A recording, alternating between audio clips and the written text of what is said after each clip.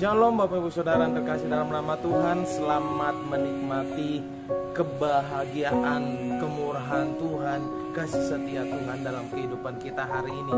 Apa kabar saudara? Haleluya, pastinya lebih baik, amin. Karena kita dalam perlindungan Tuhan, karena kita anak-anak Tuhan, kita ahli warisnya. Kita pasti tidak akan pernah dibiarkan Tuhan.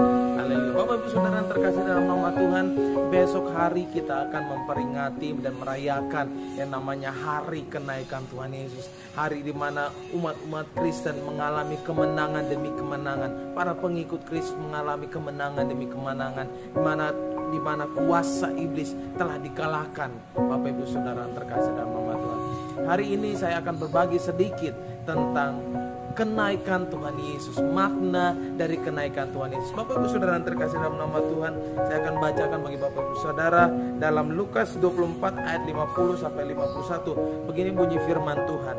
Lalu Yesus membawa mereka keluar kota sampai dekat Betania.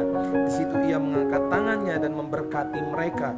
Dan ketika ia sedang memberkati mereka, ia berpisah dari mereka dan terangkat ke surga. Yohanes 6 ayat 62 katakan, dan bagaimanakah jikalau kamu melihat anak manusia naik ke tempat di mana ia sebelumnya berada? Kisah para Rasul pasal 1 ayat 9 sampai 11 berbunyi demikian. Sudah ia mengatakan demikian, terangkatlah ia disaksikan oleh mereka dan awan menutupinya dari pandangan mereka. Ketika mereka sedang menatap ke langit waktu ia naik itu, tiba-tiba berdirilah dua orang yang berpakaian putih dekat mereka dan berkata kepada mereka, hai orang-orang Galilea, mengapakah kamu berdiri melihat ke langit? Yesus ini yang terangkat ke surga meninggalkan kamu akan datang kembali dengan cara yang sama seperti kamu melihat dia naik ke surga. Bapak Ibu Saudara yang terkasih dalam nama Tuhan, setelah Yesus bangkit dari kematian, mengalahkan kuasa maut, Yesus menampakkan diri kepada murid-muridnya. Alkitab mencatat setelah Yesus menampakkan dirinya berulang-ulang kali, dia pun terangkat naik ke surga dengan kesaksian, dengan disaksikan oleh murid-muridnya. Bapak Ibu Saudara yang terkasih dalam nama Tuhan, peristiwa ini menandai akhir dari pekerjaan Yesus yang ada di muka bumi ini. Kenaikan Yesus ke surga membuktikan bahwa ia bukan manusia biasa, amin, haleluya, tetapi ia adalah Tuhan Yesus, Tuhan yang maha kuasa, Tuhan yang berdaulat atas alam semesta. Sebelum Kristus Yesus naik ke surga, ia sudah beberapa kali membicarakan hal tersebut dalam kitab-kitab sebelumnya. Yohanes pasal 8, Yohanes pasal 16, Bapak Ibu bisa baca di rumah. Kalau Tuhan Yesus sudah menyebutkan beberapa kali mengenai hal kenaikannya ke surga, Bapak Ibu Saudara, tentu hal itu memiliki makna yang sangat penting, amin, baik bagi Tuhan Yesus maupun bagi orang-orang percaya. Bagi Tuhan Yesus, kenaikannya ke surga adalah dipulihkan kembali keadaannya. Ia kembali pada posisinya semula. Ia duduk di sebelah kanan Allah dan ditinggikan dan menerima kemuliaan. Dalam Kisah Para Rasul pasal 2 dan dalam 1 Petrus, Bapak Ibu Saudara bisa baca, dengan demikian kenaikan Tuhan Yesus juga menunjukkan bahwa ia menerima kuasa pemerintahan. Jadi bila kita berada di pihak Tuhan sebagai sekutunya, kalau kita berada di pihaknya Tuhan, maka kenaikan Tuhan Yesus merupakan momentum yang sangat penting.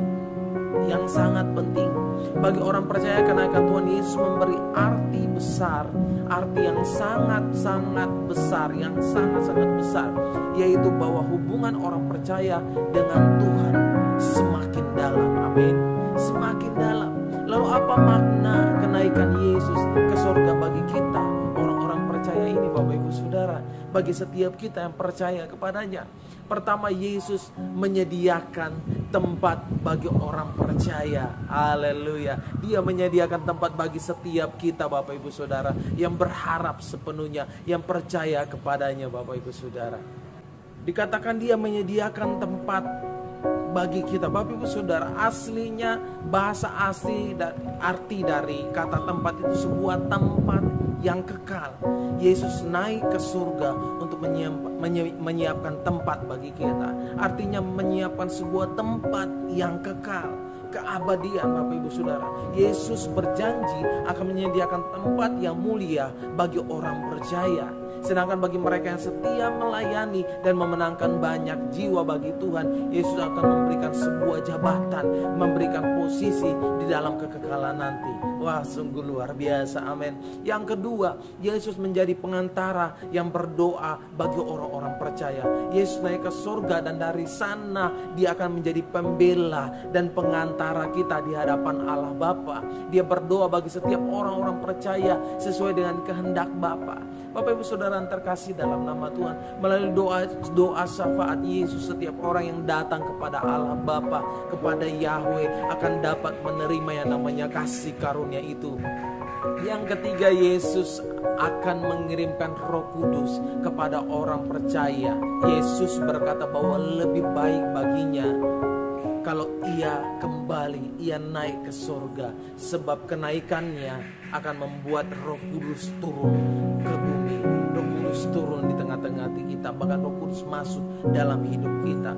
Kenaikan ke surga tidak membuat hubungan orang percaya dengan Tuhan itu semakin jauh, sebaliknya justru menjadi semakin dekat Bapak Ibu Saudara. Sebab dengan kedatangan Roh Kudus maka ia sendiri akan tinggal dalam diri kita, dalam hidup kita. Roh Kudus juga mengajarkan segala kebenaran kepada orang percaya.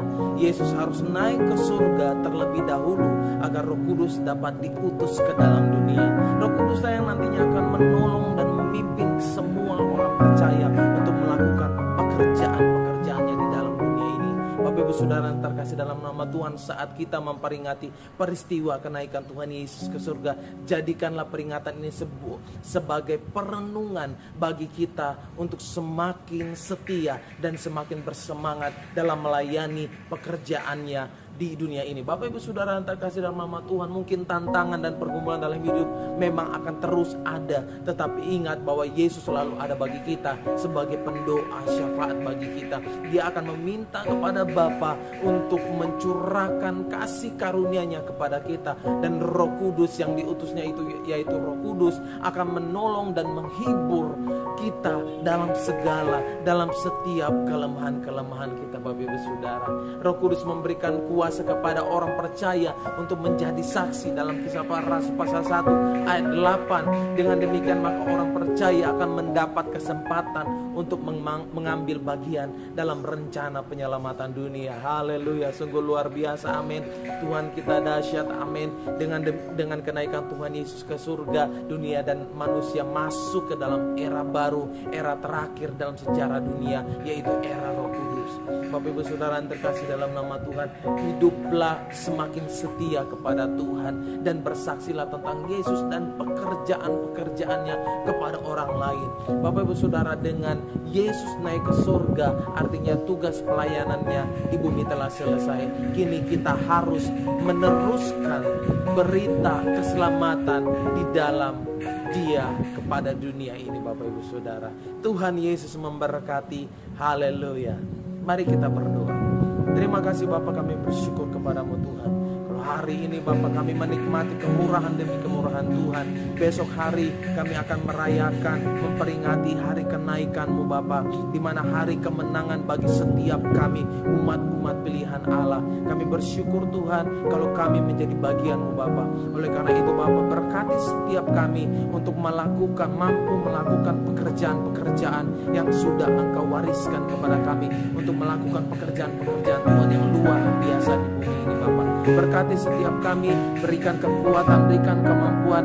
Tuhan, mampukan kami untuk mengabarkan kebenaran-kebenaran itu Bapa. Hanya di dalam nama Yesus kami berdoa mengucap syukur. Haleluya, amin.